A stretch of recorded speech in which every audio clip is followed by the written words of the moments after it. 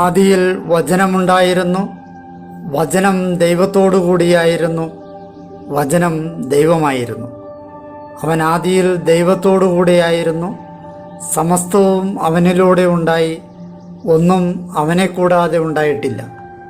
അവനിൽ ജീവനുണ്ടായിരുന്നു, ആ ജീവൻ മനുഷ്യരുടെ വെളിച്ചമായിരുന്നു. ആ വെളിച്ചം ഇരുളിൽ പ്രകാശിക്കുന്നു, അതിനെ കീഴടക്കുവാൻ ഇരുളിന് കഴിഞ്ഞില്ല.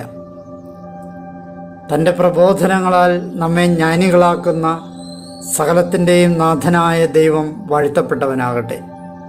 ഞങ്ങളുടെ കർത്താവായ ദൈവമേ, അങ്ങയുടെ ജീവദായകവും ദൈവീകവുമായ തിരുവചനങ്ങളുടെ മധുരസ്വരം ശ്രവിക്കുന്നതിനും ഗ്രഹിക്കുന്നതിനും ഞങ്ങളുടെ ബുദ്ധിയെ പ്രകാശിപ്പിക്കണമേ. അങ്ങയുടെ വിശുദ്ധമായ പ്രബോധനത്താൽ ഞങ്ങളെ ജ്ഞാനികളാക്കണമേ. ഞങ്ങളുടെ ഇരുളടഞ്ഞ ജീവിതത്തെ അങ്ങയുടെ വചന വെളിച്ചത്താൽ പ്രകാശിപ്പിക്കണമേ. അങ്ങയുടെ വചനങ്ങളാൽ ഞങ്ങളുടെ മനസ്സിനെ ജ്വലിപ്പിക്കണമേ. ആമേൻ. ഒരു വർഷം കൊണ്ട് വിഷയാടിസ്ഥാനത്തിലുള്ള ബൈബിൾ വായന 112 ദിവസം. ജോനാഥൻ സഹായിക്കുന്നു. ഇന്നേ ദിവസം നമ്മൾ സാമുവേലിൻ്റെ പുസ്തകം 1-ാം പുസ്തകം 20-ാം അധ്യായം 142-ാം സങ്കീർത്തനം എന്നിവ വായിക്കുന്നു. ദാവീദിനോടുള്ള അഗാധമായ സ്നേഹം മൂലം ദാവീദിനെ ജോനാഥൻ സംരക്ഷിക്കുന്നതും ദാവീദും ജോനാഥനും തമ്മിലുള്ള അഗാധമായ ഇഴയടുപ്പവും ആത്മബന്ധവും വിവരിക്കുന്ന ഭാഗങ്ങൾ ഇന്ന് നാം വായിക്കുന്നു. ദൈവം നമുക്ക് തന്ന എല്ലാ നല്ല ബന്ധങ്ങളെയും പ്രതി ദൈവത്തെ മഹത്വപ്പെടുത്തുവാനും ബന്ധങ്ങളെ കുറെ കൂടി ഗൗരവമായി കാണുവാനും തിരുവചനം നമ്മെ പഠിപ്പിക്കുന്നു. സാമുവേലിൻ്റെ 1-ാം പുസ്തകം 20-ാം അധ്യായം. ജോനാഥൻ സഹായിക്കുന്നു. ദാവീദ് റാമായിലെ നായോത്തിൽ നിന്ന് പലായനം ചെയ്ത് ജോനാഥൻ്റെ മുമ്പിലെത്തി ചോദിച്ചു, എന്താണ് ഞാൻ ചെയ്തത്? എന്താണ് എൻ്റെ കുറ്റം? എൻ്റെ ജീവൻ തേടാൻ മാത്രം നിൻ്റെ പിതാവിൻ്റെ മുമ്പിൽ എന്താണ് എൻ്റെ പാപം? അയാൾ അവനോട് പറഞ്ഞു, അത് സംഭവിക്കാതിരിക്കട്ടെ, നീ മരിക്കുകയില്ല. ഇതാ, ചെറിയ കാര്യമായാലും വലിയ കാര്യമായാലും എന്നെ അറിയിക്കാതെ എൻ്റെ പിതാവ് ചെയ്യാറില്ല. പിന്നെ എന്തിന് പിതാവ് ഇക്കാര്യം എന്നിൽ നിന്ന് മറച്ചു വയ്ക്കുന്നു? അങ്ങനെയാവില്ല. ദാവീദ് വീണ്ടും ആണയിട്ട് പറഞ്ഞു, നിൻ്റെ ദൃഷ്ടികളിൽ ഞാൻ അനുഭാവം കണ്ടെത്തിയിട്ടുണ്ടെന്ന് നിൻ്റെ പിതാവിന് നന്നായി അറിയാം. അതിനാൽ ജോനാഥൻ ദുഃഖിക്കാതിരിക്കാൻ ഇത് അവൻ അറിയണ്ട എന്നവൻ വിചാരിച്ചു കാണും. എന്നാൽ ജീവിക്കുന്ന കർത്താവാണേ, നിൻ്റെ ജീവനാണേ, ഞാനും മരണവും തമ്മിൽ ഒരു ചുവട് അകലമേ ഉള്ളൂ, തീർച്ച. ജോനാഥൻ ദാവീദിനോട് പറഞ്ഞു, നീ ആത്മാർത്ഥമായി പറയുന്നത് എന്തും നിനക്ക് വേണ്ടി ഞാൻ ചെയ്യാം. ദാവീദ് ജോനാഥനോട് പറഞ്ഞു, ഇതാ, നാളെ അമാവാസിയാണ്. ഞാൻ രാജാവിനോടൊത്ത് നിശ്ചയമായും ഭക്ഷിക്കാനിരിക്കേണ്ടതാണ്. പക്ഷേ 3-ാം സന്ധ്യ വരെ വയലിൽ ഒളിച്ചിരിക്കാൻ നീ എന്നെ വിട്ടയക്കണം. നിൻ്റെ പിതാവ് എന്നെ നിർബന്ധപൂർവ്വം തിരക്കിയാൽ കുടുംബം മുഴുവനും വേണ്ടിയുള്ള ഒരു വാർഷിക ബലിയുള്ളതിനാൽ തൻ്റെ പട്ടണമായ ബേത്ലഹേമിലേക്ക് ഓടിച്ചെല്ലാൻ ദാവീദ് എന്നോട് അടിയന്തരമായി ഒഴിവ് ചോദിച്ചിരുന്നു എന്ന് നീ പറയണം. അപ്പോൾ കൊള്ളാം എന്നാണ് അവൻ പറയുന്നതെങ്കിൽ നിൻ്റെ ദാസന് ശുഭം. മറിച്ച് അവൻ ഏറെ കോപിക്കുകയാണെങ്കിൽ തീർച്ചയായും അവനിൽ നിന്ന് എനിക്ക് തിന്മ ഉറപ്പായിരിക്കുന്നെന്ന് നീ അറിഞ്ഞുകൊള്ളുക. ആകയാൽ ഈ ദാസൻ്റെ മേൽ കാരുണ്യം കാണിക്കണം. നിൻ്റെ ദാസനെ കർത്താവിൻ്റെ നാമത്തിൽ നീയുമായി ഒരു ഉടമ്പടിയിൽ നീ എത്തിച്ചിട്ടുണ്ടല്ലോ. എന്നിൽ കുറ്റമുണ്ടെങ്കിൽ നീ തന്നെ എന്നെ കൊല്ലുക. നീ ഇങ്ങനെ നിൻ്റെ പിതാവിൻ്റെ പക്കൽ വരെ എന്തിനാണ് എന്നെ കൊണ്ടുപോകുന്നത്? ജോനാഥൻ പറഞ്ഞു, നിനക്ക് അത് സംഭവിക്കാതിരിക്കട്ടെ. എന്തെന്നാൽ നിനക്കെതിരെ എൻ്റെ പിതാവിൽ നിന്ന് ഉറപ്പായും തിന്മ വരുന്നെന്ന് കൃത്യമായി ഞാൻ അറിഞ്ഞാൽ അത് നിന്നോട് ഞാൻ വിവരിക്കാതിരിക്കുമോ? അപ്പോൾ ദാവീദ് ജോനാഥനോട് ചോദിച്ചു, നിൻ്റെ പിതാവ് നിന്നോട് പരുഷമായി പ്രത്യുത്തരിക്കുന്നെന്ന് ആര് അഥവാ എങ്ങനെ എന്നോട് വിവരിക്കും? വരൂ, നമുക്ക് വിജനപ്രദേശത്തേക്ക് പോകാം എന്ന് ജോനാഥൻ ദാവീദിനോട് പറഞ്ഞു. അവരിരുവരും വിജനപ്രദേശത്തേക്ക് പുറപ്പെട്ടു. ജോനാഥൻ ദാവീദിനോട് പറഞ്ഞു, കർത്താവ് ഇസ്രായേലിൻ്റെ ദൈവമായിരിക്കെ 3-ാം ദിനമായ നാളെ ഇതേ സമയത്ത് എൻ്റെ പിതാവിനെ ഞാൻ സൂക്ഷ്മമായി നിരീക്ഷിക്കും.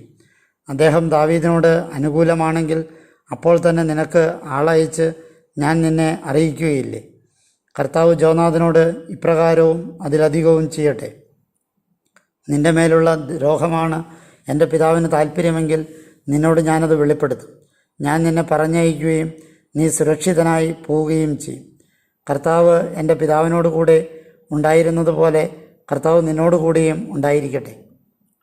ജീവനോടെ ഞാനിനി ഉണ്ടായിരിക്കുകയില്ലെങ്കിലും നീ എന്നോട് കർത്താവിൻ്റെ കാരുണ്യം കാണിക്കാതെ ഞാൻ മരിച്ചാലും നിൻ്റെ ഭവനത്തോടുള്ള നിൻ്റെ കാരുണ്യം നീ ഒരിക്കലും വിച്ഛേദിക്കരുത്. ഭൂമുഖത്ത് നിന്ന് ദാവീദിൻ്റെ ശത്രുക്കളെ ഓരോരുത്തരെയും കർത്താവ് വിച്ഛേദിക്കുമ്പോഴും അത് പാടില്ല. കർത്താവ് ജോനാഥനെ വിച്ഛേദിക്കുന്നത് ദാവീദിൻ്റെ ഭവനത്തോടൊപ്പമായിരിക്കട്ടെ. അന്വേഷിക്കുന്നത് ദാവീദിൻ്റെ ശത്രുക്കളുടെ കയ്യിൽ നിന്നാകട്ടെ. ദാവീദിനോടുള്ള തൻ്റെ സ്നേഹത്താൽ ജോനാഥൻ അവനെക്കൊണ്ട് സത്യം ചെയ്യിക്കുന്നത് ആവർത്തിച്ചു. എന്തെന്നാൽ സ്വന്തം പ്രാണനോടുള്ള സ്നേഹം പോലെ അയാളെ അവൻ സ്നേഹിച്ചു. ജോനാഥൻ അവനോട് പറഞ്ഞു, നാളെ അമാവാസിയാണ്. നിൻ്റെ ഇരിപ്പിടം ശ്രദ്ധിക്കപ്പെടുമ്പോൾ നിൻ്റെ അസാന്നിധ്യവും ശ്രദ്ധിക്കപ്പെടും. നീ 3-ാം നാൾ പിന്നിടുമ്പോൾ ആ ദിനത്തിൽ നീ ഒളിച്ചിരുന്ന സ്ഥലത്തേക്ക് ഇറങ്ങി വന്ന് എസൽ ശിലയ്ക്ക് സമീപം ഇരിക്കണം. അപ്പോൾ ഞാൻ ഒരു വശത്തേക്ക് എനിക്ക് അയക്കാനുള്ള ഒരു ലക്ഷ്യത്തിലേക്ക് 3 അമ്പുകൾ എയ്യും. എന്നിട്ട് പോയി അമ്പുകൾ കണ്ടെത്തുക എന്ന് പറഞ്ഞ് ഇതാ ഞാനൊരു ഭൃത്യനെ അയക്കും. ഭൃത്യനോട് ഇതാ അമ്പുകൾ നിൻ്റെ ഇപ്പുറത്താണ്, അവ ഇവിടേക്ക് എടുത്തുകൊണ്ടുവരിക എന്ന് കൃത്യമായി ഞാൻ പറഞ്ഞാൽ വന്നുകൊള്ളുക. എന്തെന്നാൽ ജീവിക്കുന്ന കർത്താവാണ്, നിനക്ക് ശുഭം തന്നെ, ഒരു പ്രശ്നവുമില്ല. എന്നാൽ ഇതാ അമ്പുകൾ നിൻ്റെ അപ്പുറത്താണ്, മാറിപ്പോവുക എന്നിങ്ങനെയാണ് യുവാവിനോട് ഞാൻ പറയുന്നതെങ്കിൽ വിട്ടുപോയിക്കൊള്ളുക. എന്തെന്നാൽ കർത്താവ് നിന്നെ അയച്ചിരിക്കുന്നു. ഞാനും നീയും സംസാരിച്ച ഈ വചനം ഇതാ എനിക്കും നിനക്കുമിടയിൽ എന്നേക്കും കർത്താവുണ്ട്. ദാവീദ് വിജനപ്രദേശത്ത് ഒളിച്ചിരുന്നു. അമാവാസിയായി രാജാവ് ഭക്ഷണത്തിനടുത്ത് അത് കഴിക്കാനായിരുന്നു. രാജാവ് മറ്റ് അവസരങ്ങളിലെ പോലെ തൻ്റെ ഇരിപ്പിടത്തിൽ ഭിത്തിയോട് ചേർന്നുള്ള ഇരിപ്പിടത്തിലിരുന്നു. ജോനാഥൻ നിൽക്കുകയായിരുന്നു. അബ്നേർ സാവൂളിൻ്റെ ഒരു വശത്ത് ഇരുന്നു. ദാവീദിൻ്റെ സ്ഥാനം ശ്രദ്ധിക്കപ്പെട്ടു. സാവൂൾ അന്ന് ഒന്നും ഉരിയാടിയില്ല. കാരണം അശുദ്ധനാകും വിധം അവനെന്തോ സംഭവിച്ചിരിക്കണം. അവൻ തീർച്ചയായും ശുദ്ധിയുള്ളവനല്ല എന്നയാൾ കരുതി. പിറ്റേന്നായപ്പോൾ അമാവാസിയുടെ 2-ാം തീയതിയും ദാവീദിൻ്റെ സ്ഥാനം ശ്രദ്ധിക്കപ്പെട്ടു. സാവൂൾ പുത്രനായ ജോനാഥനോട് ചോദിച്ചു, ജസ്സയുടെ മകൻ ഇന്നലെയോ ഇന്നോ ഭക്ഷണത്തിന് വരാതിരുന്നത് എന്താണ്? ജോനാഥൻ സാവൂളിനോട് പ്രത്യുത്തരിച്ചു, ബേത്ലേഹം വരെ പോകാൻ ദാവീദ് എന്നോട് അനുവാദം ചോദിച്ചിരുന്നു. പട്ടണത്തിൽ ഞങ്ങൾക്കായി ഒരു കുടുംബ ബലിയുള്ളതിനാൽ എന്നെ വിട്ടയച്ചാലും അതിനായി എൻ്റെ സഹോദരൻ തന്നെ എന്നോട് കൽപ്പിച്ചിട്ടുണ്ട്. ആകയാൽ ഞാൻ നിൻ്റെ ദൃഷ്ടികളിൽ പ്രീതി കണ്ടെത്തിയിട്ടുണ്ടെങ്കിൽ ഞാൻ ധൃതിയിൽ ചെന്ന് എൻ്റെ സഹോദരന്മാരെ കാണട്ടെ എന്നവൻ പറഞ്ഞു. അതിനാലാണ് രാജാവിൻ്റെ മേശയിലേക്ക് അവൻ വരാതിരുന്നത്. അപ്പോൾ സാവൂളിൻ്റെ കോപം ജോനാഥനെതിരെ ജ്വലിച്ചു. ദുശാഠ്യക്കാരിയായ കുലടയുടെ പുത്ര, നിൻ്റെ നാണക്കേടിനും നിൻ്റെ അമ്മയുടെ നഗ്നതയുടെ നാണക്കേടിനുമായാണ് നീ ജസ്സയുടെ പുത്രനെ തിരഞ്ഞെടുത്തിരിക്കുന്നത് എന്ന് എനിക്കറിയില്ലേ? ജസ്സയുടെ പുത്രൻ ഭൂമിയിൽ ജീവിച്ചിരിക്കുന്ന കാലമത്രയും നീയോ നിൻ്റെ രാജ്യമോ സുസ്ഥാപിതമാകുകയില്ല. അതുകൊണ്ട് ആളയച്ച് അവനെ എൻ്റെ പക്കലേക്ക് കൊണ്ടുവരിക. എന്തെന്നാൽ അവൻ മരിക്കാനുള്ളവനാണ്. ജോനാഥൻ തൻ്റെ പിതാവ് സാവൂളിനോട് പ്രത്യുത്തരിച്ചു. അവൻ അദ്ദേഹത്തോട് ചോദിച്ചു, എന്തിന് അവൻ വധിക്കപ്പെടണം? അവൻ എന്തു ചെയ്തു? അപ്പോൾ അവനെ കൊല്ലാൻ സാവൂൾ അവൻ്റെ നേരെ കുന്തമെറിഞ്ഞു. ദാവീദിനെ തന്നെയാണ് തൻ്റെ പിതാവിൽ നിന്നുള്ള തീരുമാനമെന്ന് ജോനാഥന് മനസ്സിലായി. ജോനാഥൻ മേശയിൽ നിന്ന് കോപാക്രാന്തനായി എഴുന്നേറ്റു. മാസത്തിൻ്റെ 2-ാം ദിവസമായ അന്ന് അവൻ ഭക്ഷണം കഴിച്ചില്ല. എന്തെന്നാൽ തൻ്റെ പിതാവ് ദാവീദിനെ അപമാനിച്ചത് നിമിത്തം അയാളെ പ്രതി അവൻ അസ്വസ്ഥനായിരുന്നു. ദാവീദുമായി നിശ്ചയിച്ച സമയത്ത് പ്രഭാതത്തിൽ ജോനാഥൻ വിജനപ്രദേശത്തേക്ക് പുറപ്പെട്ടു. ബാലനായ ഒരു ഭൃത്യനും അവൻ്റെ കൂടെ ഉണ്ടായിരുന്നു. അവൻ ഭൃത്യനോട് പറഞ്ഞു, നീ ഓടിച്ചെന്ന് ഞാൻ എയ്യുന്ന അമ്പുകൾ കണ്ടെടുത്താലും. ഭൃത്യൻ ഓടുമ്പോൾ അവനെ മറികടക്കുന്നതിന് അവൻ ഒരമ്പ് എയ്തു വിട്ടു.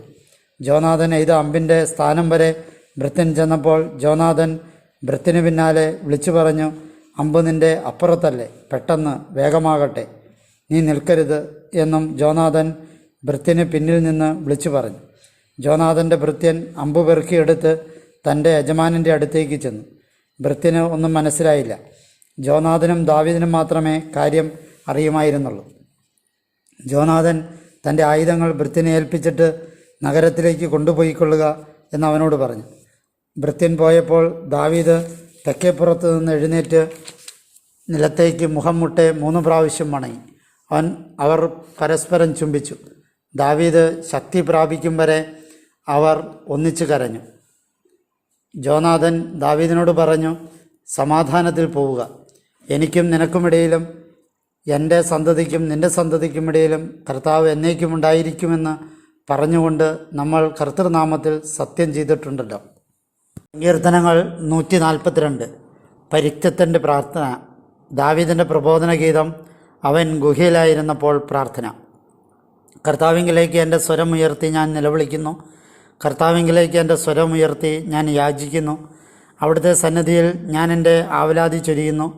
എൻ്റെ ദുരിതം ഞാൻ അവിടുത്തെ മുമ്പിൽ വിവരിക്കുന്നു. എൻ്റെ മനം തളരുമ്പോൾ അങ്ങാണ് എൻ്റെ പാത അറിയുന്നത്. ഞാൻ നടക്കുന്ന മാർഗത്തിൽ അവർ എനിക്ക് കെണിവെച്ചിരിക്കുന്നു. വലത്തുവശത്തേക്ക് നോക്കി അങ്ങ് കാണണമേ. എന്നോട് ആർക്കും പരിഗണനയില്ല. അഭയം എന്നിൽ നിന്ന് പൊയ്പോയിരിക്കുന്നു. എൻ്റെ ജീവൻ ഗവനിക്കുന്നവനില്ല. കർത്താവെ, ഞാൻ അങ്ങയുടെ നേർക്ക് നിലവിളിക്കുന്നു. ഞാൻ പറഞ്ഞു, അങ്ങാണെൻ്റെ അഭയം, ജീവിക്കുന്നവരുടെ ദേശത്തുള്ള എൻ്റെ ഓഹരി. എൻ്റെ രോദനത്തിന് നേർക്ക് ശ്രദ്ധ തിരിക്കണമേ.